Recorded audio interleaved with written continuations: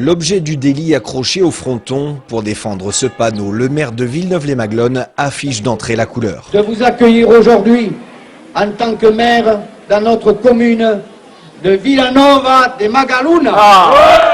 Pour avoir le droit d'afficher cette appellation à l'entrée de sa commune, le maire de Villeneuve-les-Maglones a ratissé large. Des députés nationaux ou européens, des maires de tous bords et même la première dauphine des Miss France. Du beau monde donc pour s'opposer à la décision du tribunal administratif de Montpellier. J'irai jusqu'au bout, à tout le terrain judiciaire.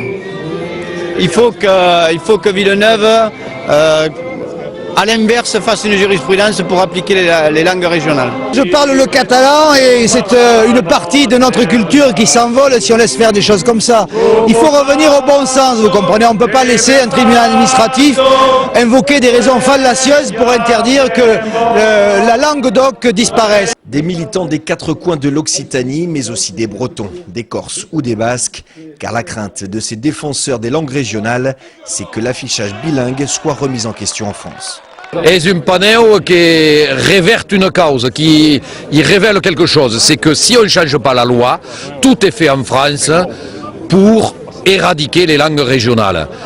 Et même dans les attendus du tribunal administratif, il y a quelque chose de terrible, c'est qu'il est dit que tout panneau qui est dans une autre langue que le français est passible de peine pénale. C'est une vraie question de liberté, et de liberté culturelle, de liberté linguistique.